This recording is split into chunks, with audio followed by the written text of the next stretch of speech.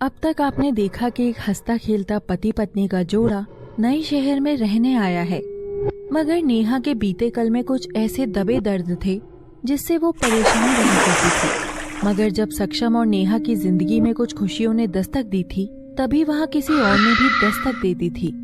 देखिए अब आगे की कहानी।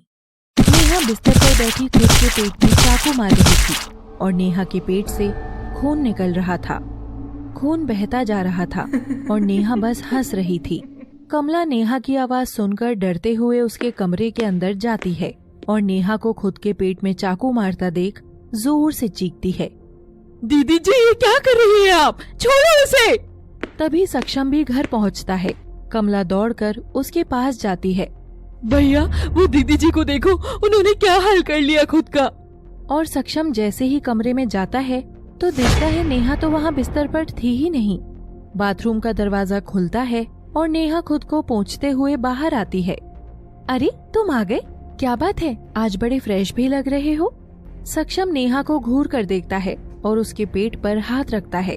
नेहा तुम ठीक तो हो ना? हाँ जान, देखो ना सक्षम, एक बार फिर से हमारे परिवार शुरू हो रहा है।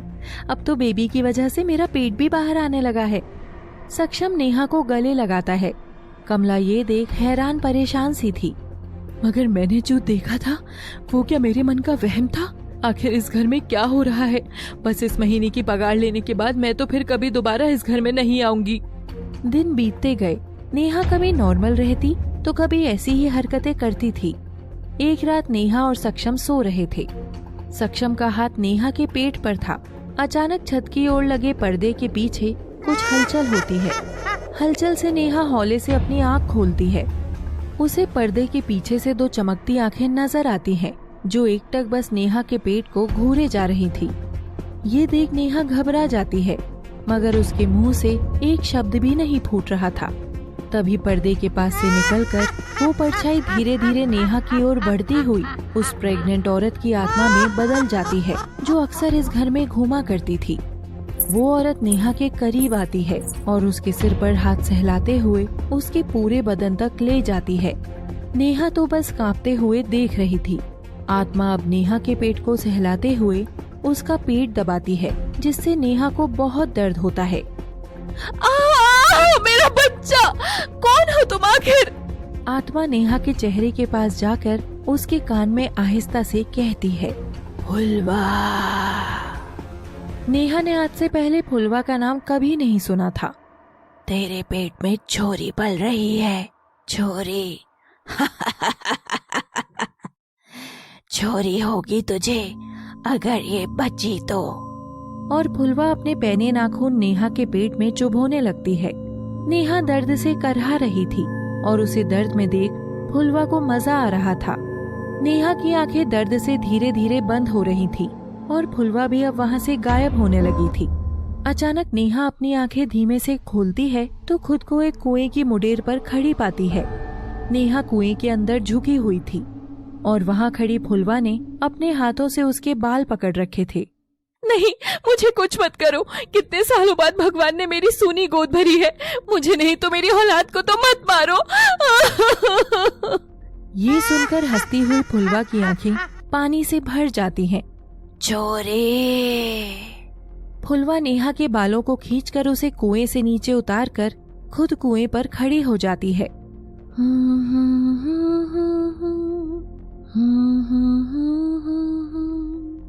सो जा चोरी। और वो अपना पेट सहलाने लगती है। नहीं, कूदना मत, तुम्हारा बच्चा, उसे चोट लग जाएगी। नहीं, कूदना मत, हटो वहाँ से। और तभी फुलवा मुस्कुराती हुई कुएं में छपाक से कूद जाती है। नहीं! नेहा चीखते हुए बिस्तर से उठती है।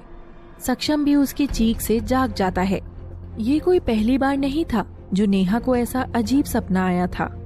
नेहा क्या हुआ, सब ठीक तो है ना? हाँ, सब ठीक है, वो बस एक बुरा सपना था। नेहा सक्षम से फुलवा के बारे में कुछ नहीं कहती है।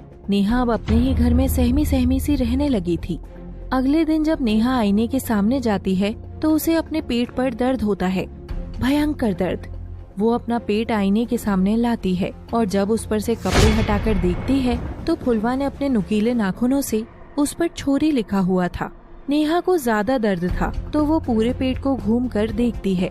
वहाँ चारों ओर छोरी फुलवा लिखा हुआ था। नेहा ये देख एकदम घबरा चुकी थी। तभी सक्षम वहाँ आता है और नेहा को परेशान देखता है। क्या हुआ डार्लिंग, आज खुद ही को आईने के सामने निहार रही हो? Nice, very nice. सक्षम देखो मेरे पेट पर ये सब क्या लिखा है। मगर सक्षम को तो वहाँ कुछ भी नजर नहीं आता है। वो नेहा का विचित्र सा डर देखकर अधिक परेशान हो जाता है। नेहा, यहाँ तो कुछ भी नहीं है। तुमने दवाई फिर से नहीं ली ना? नेहा, ऐसे कैसे काम चलेगा? दवाई नहीं लोगी तो कहीं तुम्हारे इन्हीं से वहम की वजह से हम हमारे बच्चे को एक बार फिर से खो देंगे। नहीं, मैं मेरे बच्चे को कुछ नहीं होने दूंगी, कुछ भी नहीं। अब नेहा की परीक्षा थी कि एक माँ के रूप में कैसे वो फुलवा की नजर से बच्चे को बचाए। जैसे ही रात होती, नेहा कांपते हुए उस फुलवा को रोज पर्दे के पीछे से निकलते हुए देखा करती थी। फुलवा आती और रोज नेहा की कोख पर खुद का और छोरी का नाम लिखकर चली जाती। एक दिन नेहा ने तकिए के नीचे कैंची रखी हुई थी और वो कैंची निकालकर अपने हाथ में छिपा लेती है। जैसे ही फुलवा आती है और नेहा का पेट सहलाने लगती है, नेहा जोर से उसके हाथों पर कैंची की मार करने लगती है। मगर फुलवा तो हवा थी, बस एक आत्मा। नेहा का हमला खुद उसके शरीर पर ही लगने वाला था कि फुलवा उसे तुरंत रोक देती है। नेहा, बच्ची अंदर सो रही है, सोने दे उसने। और फुलवा नेहा की कोख को सहलाते हुए उसे लोरी सुलाकर सहलाने लगती है। उस दिन पहली बार नेहा ने फुलवा की आंखों में भूतनी का आक्रोश नहीं बल्कि माँ की तड़प देखी। फुलवा वहीं नेहा की कोख पर आंसू गिराते हुए लोरी गा रही थी। सो जा छोरी छोरी, माँ बनाए चिड़िया रोटी, मेरी छोरी खाए छोटी, चांद गाए लोरी, सो जा मेरी छोरी। और फुलवा साथ साथ अपनी कोख को भी सहला रही थी। नेहा डरते हुए सब देख रही थी। तभी वो फुलवा को पुकारती है, फुलवा, तुम्हारा बच्चा। फुलवा के गर्भ से अचानक ढेर सारा खून बहने लगता है। ये देख फुलवा नेहा की ओर देखकर हंसती है और खड़ी हो जाती है। उसकी टांगों से खून नीचे की ओर गिर रहा था। वो अपने बच्चे को सहलाती है और नेहा की ओर देखकर मुस्कुराती है। ये भी छोरी थी। और फुलवा रोती हुई जोर से दौड़कर छत की मुडेर पर जाकर खड़ी हो जाती है।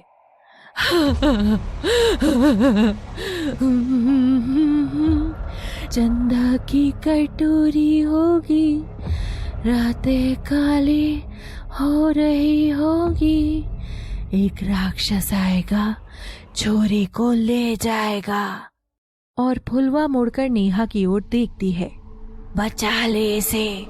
नेहा कुछ कर पाती कि एकदम से फुलवा छत से कूद जाती है और नीचे जाकर उसकी कोख फट जाती है। नहीं फुलवा, आखिर क्या बताना चाह रही हो तुम?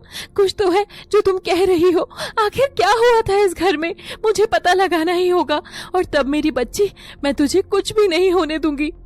अगले दिन नेहा बाकी दिन से एकदम सही और कम डरी हुई उठती है। सक्षम तो काम पर निकल चुका था। दीदी जी, आज काफी ठीक लग रही हैं।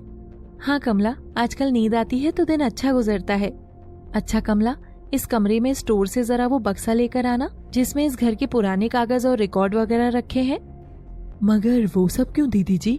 भैया ने तो आपको बस आराम करने के लिए कहा है ना। अब तू भैया की जासूस मत बन, मुझे घर का इंटीरियर बदलना है इसलिए चाहिए। और कमला स्टोर रूम में जाती है। वहाँ बहुत अंधेरा था, वहाँ की बत्ती भी काम नहीं कर रही थी। कमला घबराती हुई कमरे में आगे बढ़ती है। अब इस अंधेरे कमरे में कहाँ से ढूंढूं मैं वो वाला बक्सा? कमला इस बात से अनजान थी कि उसके ठीक पीछे फुलवा खड़ी थी और उसके तीखे नाखून कमला की गर्दन पर थे। वो मुस्कुरा रही थी। तभी कमला दूसरी ओर जाती है, मगर फुलवा जानबूझकर उसके लिए काम आसान करते हुए वही बक्सा थोड़ा बाहर निकाल देती है और फिर कमरे के एक कोने में मोमबत्ती जलती है, जिससे वहाँ हल्की रोशनी हो जाती है। मोमबत्ती हवा में तैर रही थी। ये देख कमला के तो पसीने छूट जाते हैं। अचानक कमला के पीछे से फुलवा के हाथ निकलते हैं और तालियां बजाते हैं। अब तो कमला को लगभग दिल का दौरा पड़ ही चुका था। कमला बक्सा वहीं छोड़ बाहर आती है और वहाँ से चीखती हुई भाग जाती है। भूतनी है यहाँ, अब मैं यहाँ और काम नहीं करूँगी, मुझे जाना है। नेहा कमला को रोक भी नहीं पाती है और फिर खुद स्टोर रूम में जाकर हल्की लाइट जलाकर वहीं बैठकर अपने सवालों के जवाब ढूंढने लगती है। आखिर क्या कहानी है तुम्हारी फुलवा? क्या कहानी है तुम्हारे पेट में उस बच्ची की? फुलवा वहीं थी। वो दूर खड़ी नेहा को देख रही थी। उसकी आंखों में आंसू थे। वो तभी आंखों से बक्से को गिरा देती है और उसमें से कुछ तस्वीरें बाहर आती हैं। नेहा वो तस्वीरें उठाती है। उन्हें देख नेहा की आंखों से पानी बहने लगता है। फुलवा। सक्षम को कमला का फोन चला गया था, इसीलिए सक्षम रात की बजाय शाम को ही घर वापस लौटता है और घर की हालत देखकर चौंक उठता है। पूरा घर फैला पड़ा था। नेहा, नेहा, आखिर क्या कर रही हो तुम ये सब? सक्षम नेहा को खूब आवाज लगाता है, मगर नेहा कोई भी जवाब नहीं देती है। तभी वो बेडरूम में जाकर देखता है तो नेहा बिस्तर के पास अपनी टांगे फैलाकर बैठी हुई थी। उसका पूरा चेहरा बालों से ढका हुआ था और वो सक्षम के पेंटिंग कलर लेकर अपने पेट पर चित्र बनाते हुए गुनगुना रही थी। नेहा ये सब? सो जा मेरी छोरी। सक्षम कांपती टांगों से नेहा के पास जाता है और उसके कंधे पर हाथ रखता है। हाथ रखते ही नेहा चुप हो जाती है और सक्षम की ओर पलट जाती है। सक्षम नेहा के चेहरे से बाल हटाता है और वो जो देखता है उसे देख कांप उठता है। बालों के पीछे नेहा का चेहरा नहीं, फुलवा का चेहरा था। ये क्या है? कौन हो तुम? मेरी नेहा कहाँ है? सक्षम घबराता हुआ पीछे हट रहा था और फुलवा मुस्कुराती हुई उसकी ओर रेंग रही थी। जैसे ही वो सक्षम के पास आती है, फिर से नेहा में बदल जाती है। सक्षम, सक्षम, आखिर क्या हुआ है तुम्हें? इतना डर क्यों रहे हो तुम?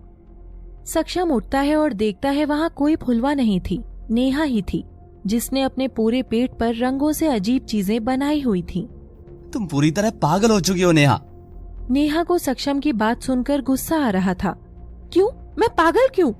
तुम और तुम्हारी इस फुलवा का भूत, तुमने जो अपने सर पर सवार कर लिया है ना, ये तुम्हें पागल कर रहा है। फुलवा, फुलवा, फुलवा, कोई फुलवा नहीं है यहाँ पर। मगर मैंने तो कभी फुलवा का नाम लिया ही नहीं। सक्षम नेहा की बात सुन चुप हो जाता है। फुलवा पर्दे के पीछे खड़ी होकर छत से दोनों को देखकर मुस्कुरा रही थी और वो उछलकर फिर से मुडेर पर बैठ जाती है। फुलवा कहानी सुनाएगी, तुम सब सुनने आना, केवल हॉरर सिटी पर। देखिए आखिर क्या कहानी है फुलवा के दर्द की और नेहा और सक्षम के बीते कल की। जानने के लिए देखिए फुलवा, केवल हॉरर सिटी पर। Thanks for watching.